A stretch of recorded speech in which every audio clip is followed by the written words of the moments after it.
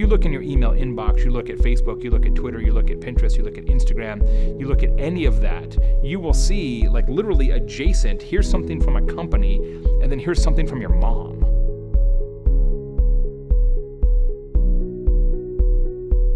There's been too much content forever, since Gutenberg invented the printing press. There's been people who haven't had the time to read the Bible, right? So content marketing is simply it's a nice term. And lots of people, consultants, go around saying, oh, look, I know what this is.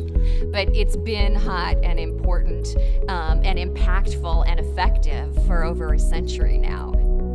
It's like, whoa, somebody's in the market who isn't just shouting about their products. They're actually doing some cool stuff for their customers. Well, you might be surprised to hear that I think it's very powerful, right? I mean, so it's one of those things that I think is really, Seth Godin has said that content is really the only marketing that's left, and I absolutely believe that. It's really the only way that a business going forward is going to differentiate itself in a very crazy, noisy marketplace. But until you get to the real heart of it, which is where is the customer and what's the customer involved in and what's the customer get out of this, I think it's essentially kind of a, who cares?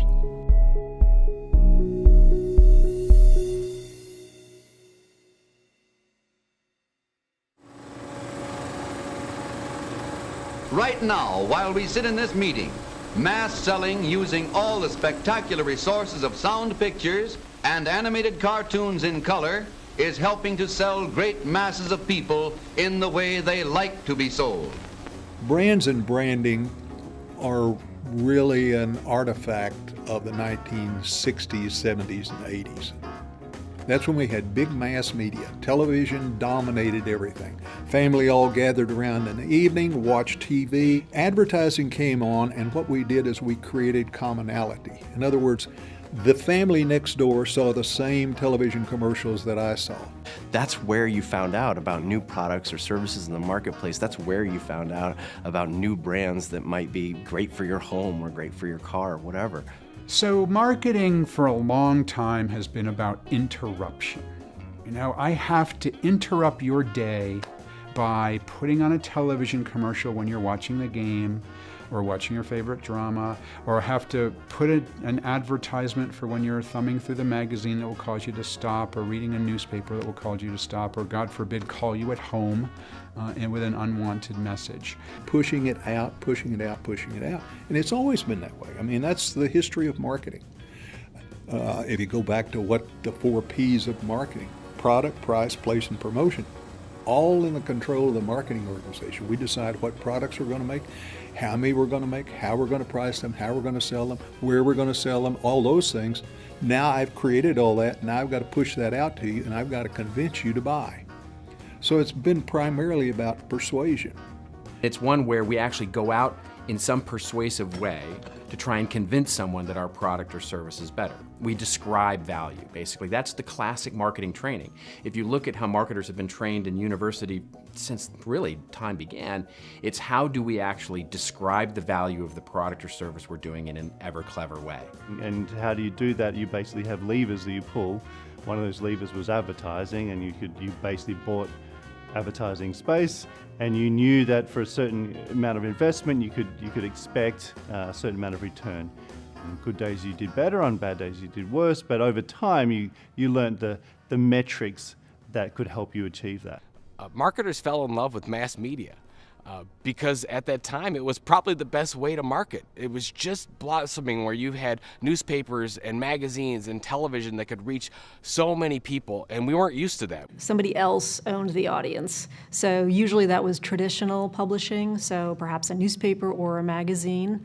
And so to connect with those people, you had to go through some intermediary. You had to figure out a way to get in front of that audience. The publishing industry at the time was very much a man with two lovers, if you like. He had the audience on one side, who he dearly loved, but he actually really loved the advertisers just as passionately, if not more, when they came calling, right? So that whole dynamic was really founded on the principle of distribution. The publisher owned the distribution power at that point. Advertising was fabulous at getting our attention, right? This burst of disruption.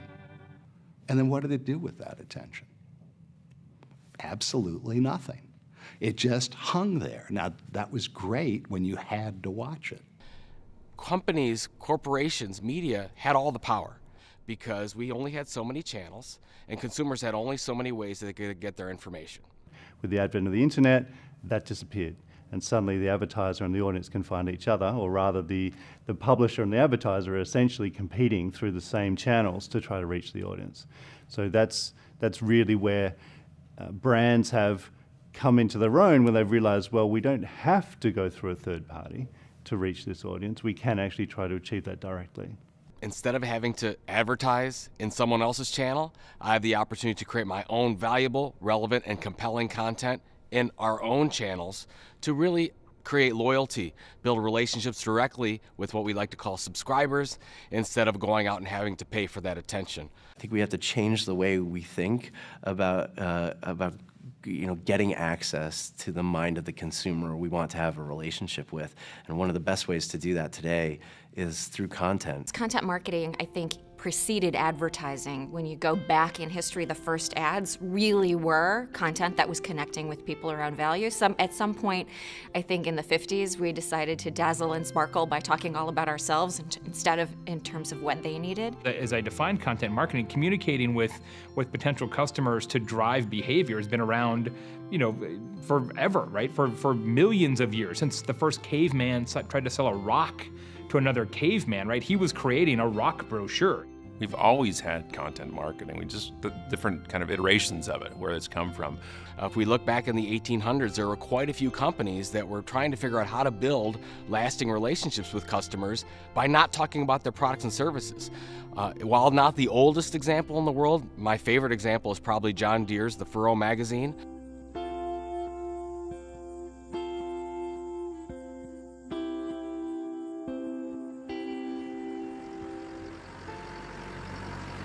My name's Bart. I'm 37 years old. I've lived on this farm my entire life. I can remember being 5, 6 years old. We were dairy farmers at that time and bucket feeding calves, bottle feeding calves. That's how we started.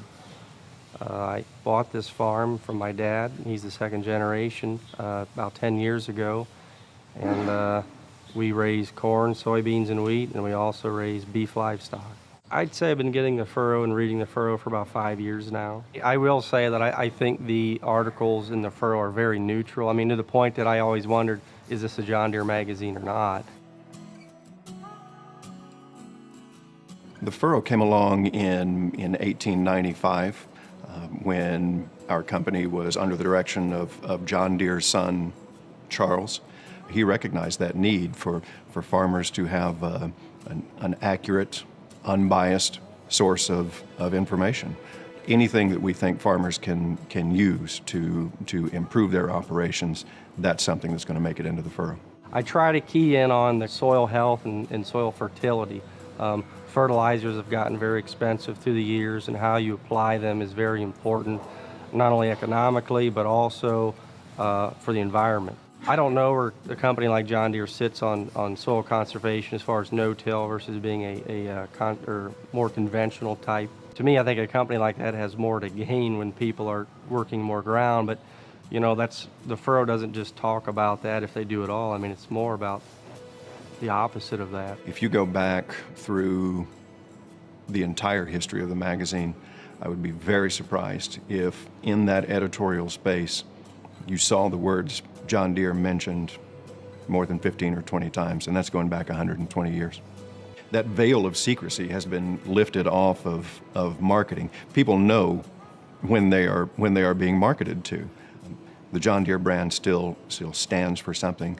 It stands for quality. It stands for honesty. That's been a critical component of not just the furrow's success, but of John Deere's success overall. Customers are really always faced with issues. What are my customers really concerned about? What issues do they have? What information are they looking for? What kind of problems do they have? And how can I help them solve those problems? Focus on being good to a specific audience. Most companies need to devote resources and talents toward driving a very small, very niche audience. Understand deeply the buyers that you're trying to reach. the people you're trying to reach. You call them buyer personas if you like, that you're trying to reach.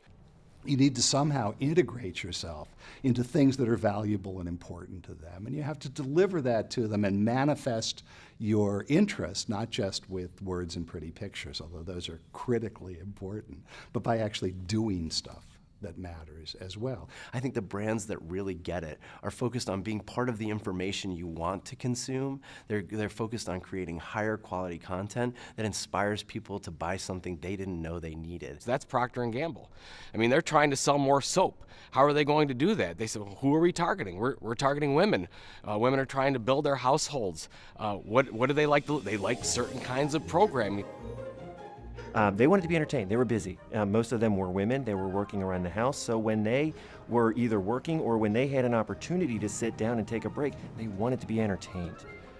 We began to go ahead and realize, let's provide them storylines, entertainment, something that will be so immersive that they're going to come back tomorrow and the day after that, and the day after that. So deep characters, rich characters, storylines that actually had meaning for these individuals, something that they could relate to. And this is how we got into soap operas. It was nothing that was coined within the industry. This was something that consumers began to create for themselves, and that's what they were calling them. What is the return on investment? You know, I'm sure that there were people in the business that were asking that. You can try to sell your story, or you can just simply tell your story. And so that's what we were doing. And the brands were doing very well.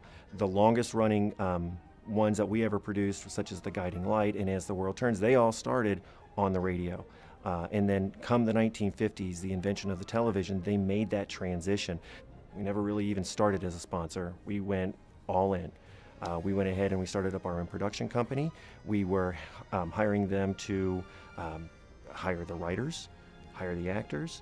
And I don't think the company ever really put any directives or, characters must do this or story must do that. But it was, I think we hired creative people, and Erna Phillips was someone that we worked very closely with. She is legendary in terms of writing soap operas, and she wrote for The Guiding Light for a number of years. So it's like any other business that P&G is in. We want to hire good people that know what they can do and let them loose and let them build that business. And that's exactly what Erna Phillips and others did. I don't think there's ever been a hack for that, right? That's the bizarre part of this business that is more art than science. There's no way around needing to have talent. Good journalists have to have it. Good screenwriters have to have it. You have to know a good story when you see one. That's something that publishers have always done. That's what they do really well. And when they think about their customers, they think audience. If you look at Europe, where they called it customer media, customer publishing, UK, back in the day, 7 out of the 10 top publications on the newsstand in the UK were custom publications, were branded vehicles.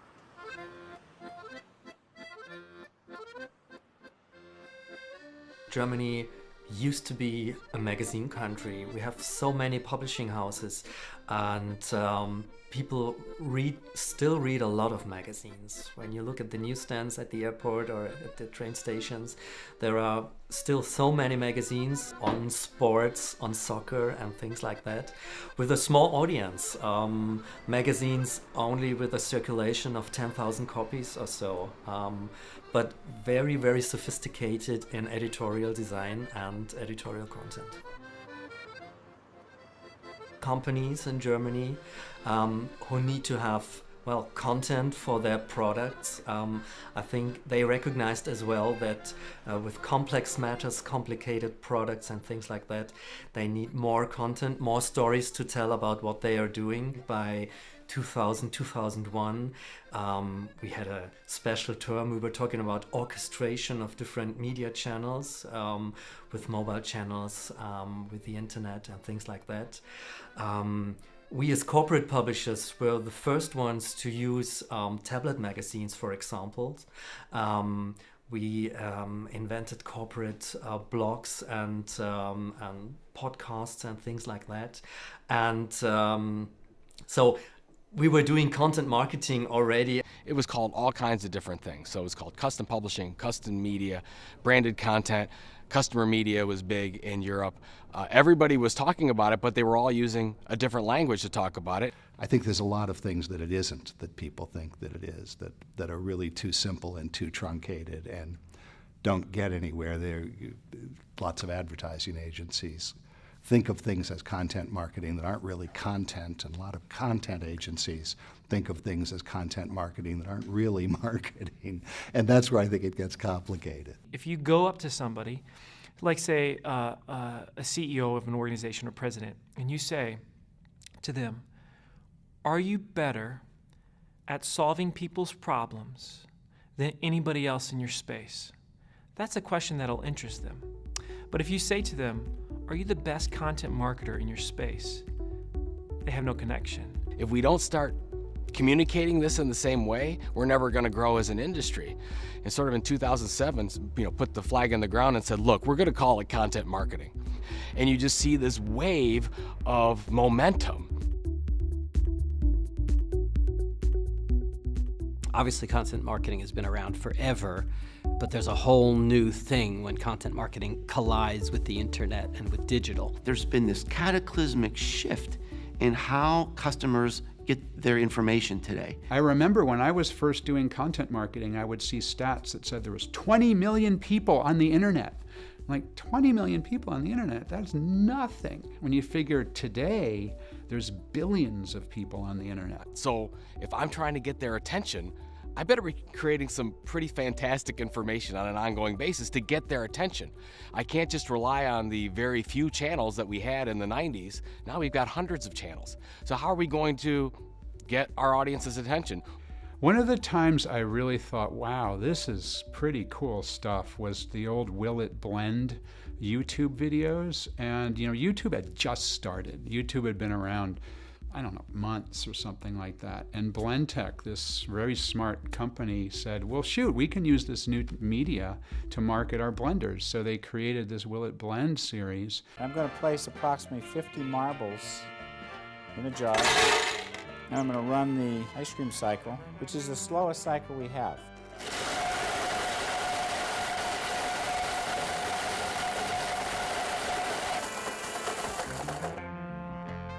This is glass dust. Don't breathe this.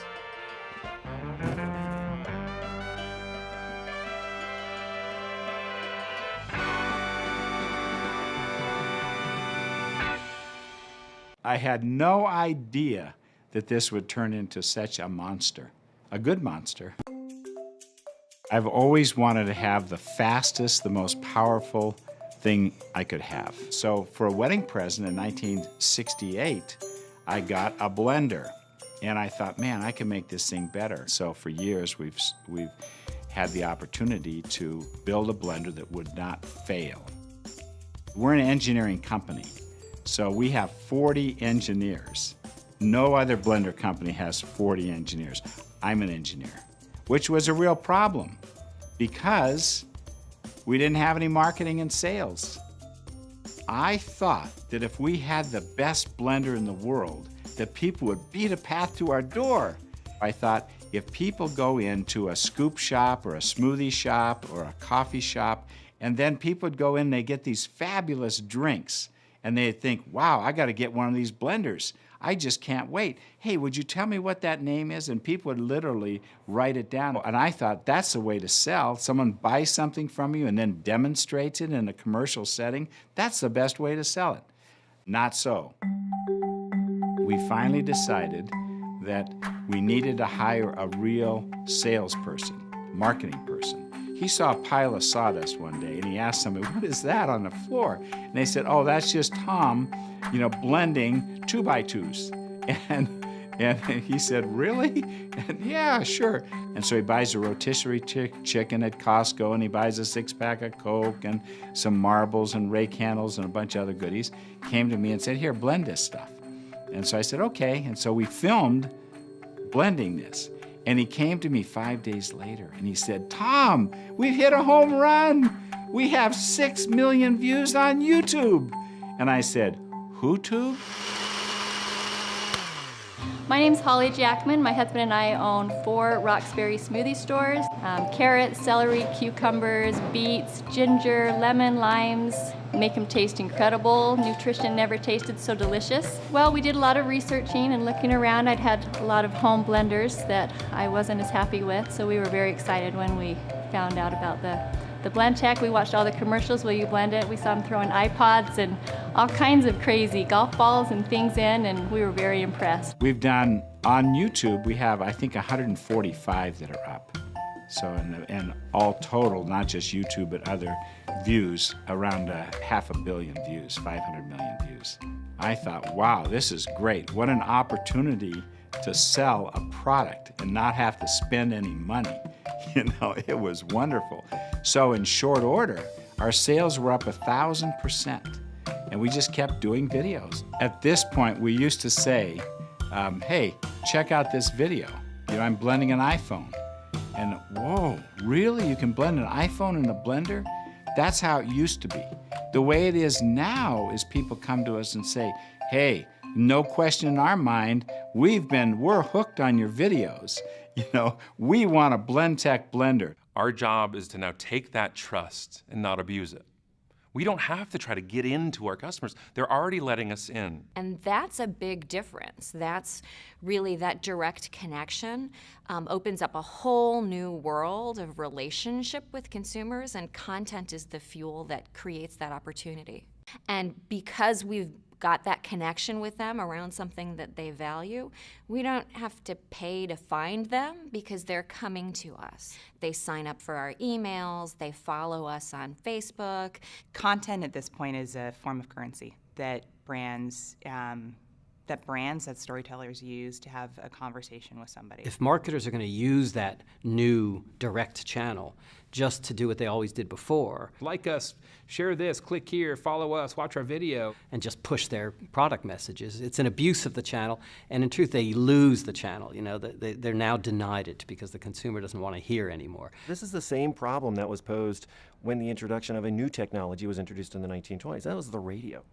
How do people want to interact? How are companies supposed to get their messages across to their consumers? The challenge in today's marketing landscape is differentiating from your competitors. What's usually happening is the production of that product or the production of that service, you know, think of offshoring for services and you think of 3D printing for products, it's becoming commoditized, and it's getting very, very difficult for product companies and services companies to differentiate against all of the other competition that's out there. Content allows you to do that. That is the biggest opportunity. Search, by definition, doesn't create demand, right? It just fulfills demand. Nobody goes to Google and says, hey, I'd like to buy something. I don't really care what, just surprise me, right? Oh, socks, okay, a hamster, whatever you think is appropriate. But nobody cares about your product. They're trying to solve a problem. What are my audience's pain points? What's keeping them up at night? What's important to them? So Marcus Sheridan is a great example of the power of content marketing. A couple of years ago, Marcus was the co-owner of a pool company, and it wasn't doing so well. So what Marcus decided to do was to launch a blog, very simply, and answer questions that his customers had based on searches that they did, as well as conversations that he had with customers. So a couple times a week, he would just come up with a blog post that would be very specific to a question. And he talked about things that a lot of pool companies don't like to talk about. In 2008, as most people know, the market crashed. And for pool guys, this was a terrible time. We went through a period of 3 straight weeks where we were overdrawn our bank account. I didn't know what we were gonna do. I thought every consultant that I talked to said, you need to close your business. And that was when I discovered what today I know to be content marketing. All right, so this is the beginning of the next chapter of River Pools, and that big red shiny thing you see behind me is what is considered a mold, and a mold is what is used to produce a fiberglass pool. We always felt that we were going to move in this direction of manufacturing, and of course that's what you're seeing now. When we started River Pools, we had 2 really nice stores, one in Richmond, Virginia, one in Warsaw, Virginia, and they were nice, and they had tanning beds and hot tubs and pool tables and all these things, but they weren't generating revenue. And I said, okay, What can we be the best in the world at? Well, we know we can teach about fiberglass pools better than anybody else. That's our thing. Let's just focus only on fiberglass pools. Let's forget the whole, we gotta have a building to feel like we've accomplished things, the edifice complex. And so we got rid of those retail stores. We got out of the leases early. We paid we paid the fees and all those things because we said, now we have a focus. So we moved into this big warehouse, and today, the way people view your building it's the information they see, and it's what they feel on a computer screen. And then he saw that we can actually bring people to the site for free by doing what he likes to do best, which is really teach. Let's get everybody on board. Let's get everyone involved. Everyone in this company is a teacher. Now let's do it. We learned to think like the consumer. And in doing that, we saw their questions. We asked the questions ourselves. We would be on an appointment, and a question would come up, and the first thing we would think is, wow, we haven't written about that yet, or wow, that would make a great video. It forced me to kind of have to step up and learn how to write, learn this whole new skill set. We were onto something within about 6 months of producing content on the Riverpool site. We've developed a nationwide brand, so we're contacted by people from all around the world and all around the country on a daily basis. I knew the consumer wanted to learn about pools. Fine, why not give it to them? Why not become the Wikipedia of fiberglass swimming pools, which is what we became. People are gonna be vetting you, they're gonna be vetting me, they're gonna be coming to your website, they're gonna be coming there and saying, I want to feel good about my decision. I want answers to my questions. I want to get a sense for this company. That's gonna happen as long as we have this thing called the internet. The moment we stopped saying we're pool builders and started saying we are the best teachers in the world about fiberglass pools, then we happened to install them as well. That was one of the most prosperous days of our lives. The consumer has incredible amounts of information. Marketers are not accustomed to that. Marketers are accustomed to controlling the system, controlling the activities. And that's, I think, what creates the problem. Marketers can't give up control. They don't want to give up control. They don't want to give it away. I think marketing is broken, to be honest. I think if you're a marketer today, you're stuck in what I call CMO pizza. You essentially have a fixed budget that is your pizza every single year, and you just keep slicing it in more and more ways, right? You've got your SEO budget, your PPC budget, I don't know, even the acronyms to add, right? But you end up with this giant pizza sliced a million different ways, hoping to have a bigger impact than you did last year. The idea of the marketer as knowledge worker, where being busy isn't the same as being successful, which is the way we've really equated jobs for so long. And this traditional organization of the marketing department is, as new technologies and as new channels come along, what we do is we throw a team at it. We throw a new process at it in the same old hierarchy. You can approach content marketing as a program, or you can approach it as a culture. Programs, they live and then they die. They are forced, they're not enjoyed, typically. But a culture becomes who you are. We're seeing this transformation of marketing departments that were set up long ago in those mass media days. They've transformed into publishing departments, and we've really seen that. And it's a big struggle for large enterprises because you have to dismantle what we built over the past 30, 40, 50 years. The brands who get it have transformed the brand. They become something else. And part of it is from letting go of this idea of, we own everything about the brand, and trusting that if you engage a whole lot and give some of these brand values to your customers, something good happens, and something good that you can't even predict.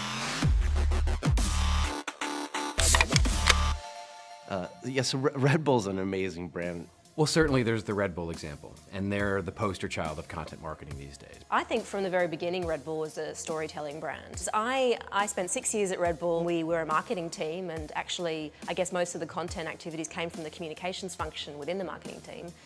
We used content as a tool to tell our stories and to show people the amazing things that we were doing and the great athletes we worked with. A lot of the things that we did at Red Bull were in the action sports realm, so they were super visual and spectacular, and it just made sense to capture that and share that with the world. Perhaps a little arrogantly, we felt that the mainstream media weren't particularly good at filming and photographing the kind of sports and things that we were involved in, so we took ownership of that At Red Bull, we were always told to focus on the audience and what was important to them and what made them passionate about their scene, about their sport, about their favourite athletes, and really think about them as individuals and not really worry too much about how they all crossed over. So I think that sort of single-mindedness and focus on quite a few audiences was one of the things that put us ahead. That we were able to say, what would a BMXer think is awesome about this BMX event, rather than trying to think about what would a youth aged 16 to 22 think about this BMXer event. They target people through their passions, whether it's music or sport or culture. These areas have rules, they have stories, they have stars, and Red Bull pays a huge amount of respect to those scenes and those audiences, and they don't treat them like demographics, they treat them like the passionate people that they are, and they give them what they want. At Red Bull, we felt like we had an actual role to play and something that we could contribute to these scenes, and we were always looking for ways to help progress, create new things, help facilitate collaboration, and it felt really good to be adding something into these scenes rather than just taking out, and I think that was core to the way that people felt about us as a brand operating in these spaces. When I started at Red Bull, there was a huge amount of scope and free range. We were, in each of the markets, absolutely entitled to do whatever we wanted to do, of course with a huge commitment to quality. As the Red Bull Media House took shape, the whole company began to professionalise its media operations, from legals and contracts and licensing through to production quality, frame rates and delivery. So there was a massive undertaking to get ready to become a global media company rather than a brand that was producing a lot of great content. When you first start getting serious about content marketing, then it really starts with appointing someone or understanding there needs to be a custodian of the audience's viewpoint within the organization. You've got to have tremendous buy-in, top to bottom. That's key. You've got to have a central organizer, that chief content officer, whatever you want to call that person, the content manager, and you've got to start off on the same page. They need to make a lifestyle change, and they have to swear off spending money on the stuff that doesn't work. And they have to say to themselves, every single day, I'm going to create content. Every single day for an hour or two or entire day. Or if I'm a big company, 10 people's entire days have to create content full time. You ever look around at all the incredible technology in our world and think to yourself, how in the name of science does all this work? Me too. I'm Baratunde Thurston, and this is GE Masterclass. When we started producing a lot of this content, it meant that we had to get into our factory floors, and it meant that we had to get into our labs, and they're doing very important stuff in there, and so a lot of the culture change and the kind of learning and evolving came at those points. It used to be that it could be very tricky to get onto a factory floor or to get to a customer site, and now our customers call us sometimes and say, we have this great story, we'd love to do another production with you. I do believe that it is a practice, it is a skill that brands are going to have to get good at. It is something that, whether they outsource the execution of it, whether they actually develop the talent within to actually shoot video, create imagery, I think is not as important as the business getting good at managing a marketing process that is at its heart a media company-like process. It's interesting what some of these large brands are doing now around content marketing. If you look at Marriott and their creation of their content studio, is they're putting a flag in the ground and saying, look, we are a media company. And our goal is to be the leading informational provider in the travel industry. They've said it. And now they're putting the construct together to make that happen. I have a presentation that I give here and globally called Publish or Perish. Right, the idea, if we don't start publishing, we're not going to be around or not be relevant. It's the idea that today as a brand, we're all really media companies. It goes back to all of us are media companies. So the Marriott Global Creative and Content Studio is focused on developing content. Digital projects, we've got TV projects, we've got film projects, we've got stuff in animation. Great storytelling comes from people who know how to tell stories in the creative community, right? So we partner directly with mainly influencers across YouTube, Instagram, and other channels, but also traditional talent in Hollywood, producers, directors, writers, to create content for us. Look around, look at these people. They come in, they go out, and we make that flow.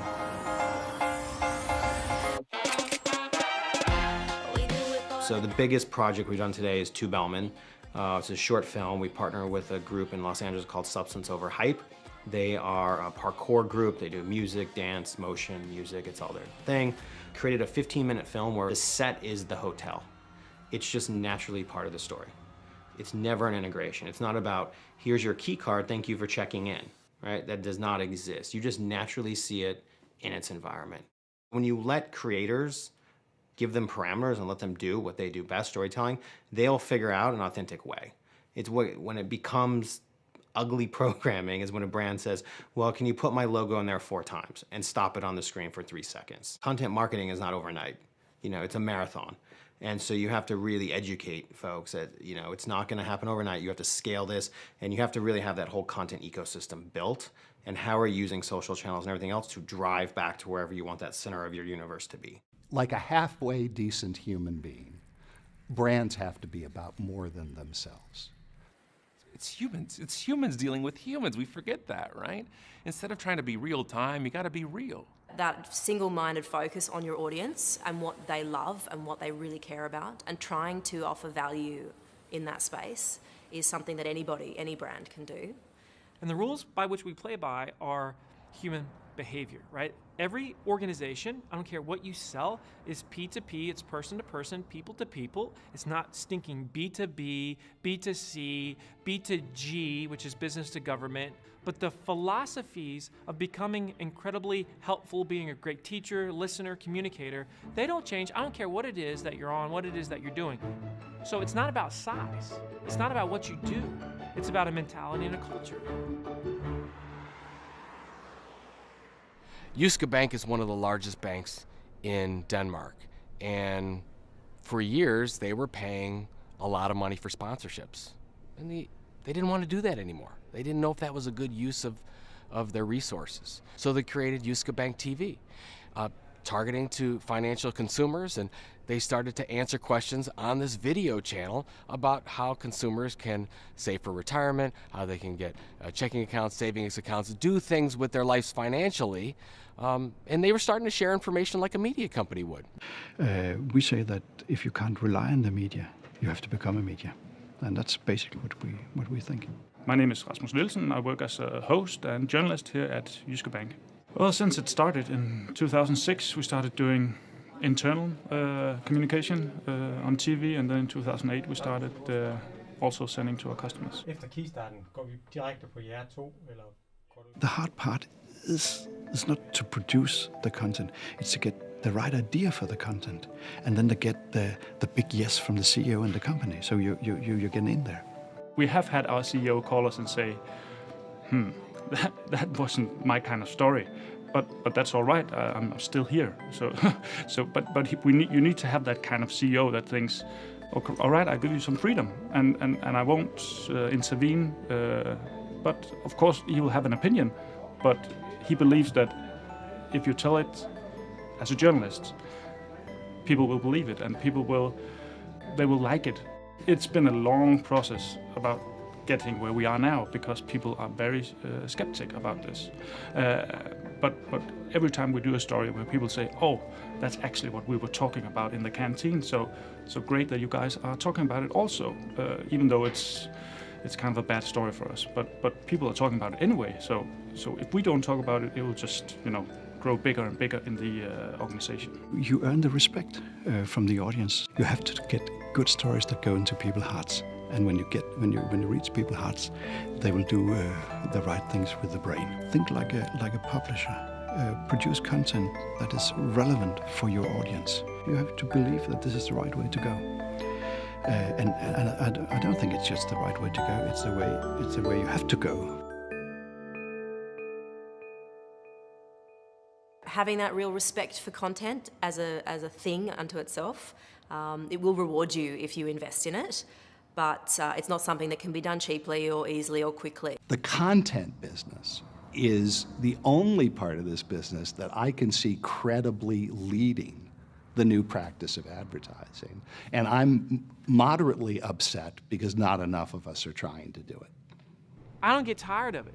If you have the right mindset, and if you believe that just because it was done that way doesn't mean it's necessarily the right way, if you're willing to create and make the rules in your own industry, you could do exceptional things. The real future is, I think, expansive. And what I mean by that is that I think content marketing itself is going to expand beyond what it is considered now. When we looked at what we had in terms of a relationship with 100 million, uniques a year, and the kinds of information that they give us based on the way they connect with our content, we realized that that was going to be the fuel that would drive our future.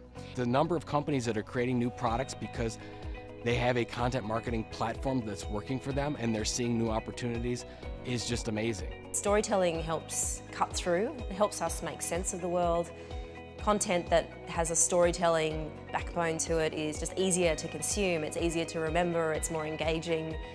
I think it's an essential part of everything that we do. And I think we're heading in this direction longer term. It's much more about the personality of the organisation, being able to come out and connect and emotionally engage with individuals, rather than thinking the tactics of how we're going about things. It's actually putting a flag in the sand and saying, we represent this, come with us.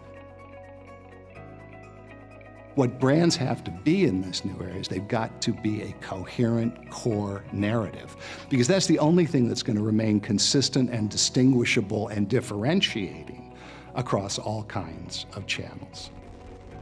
The only way, the only right way to do content marketing is to be a story.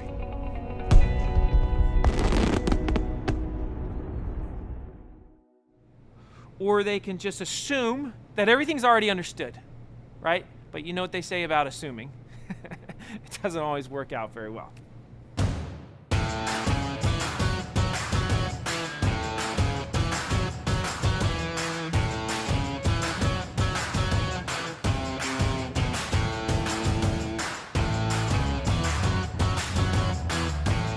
You cannot consume more information than, sorry, let me, All right. And take two. Brant, clear these guys out quick. Chase them all out. Yell at them.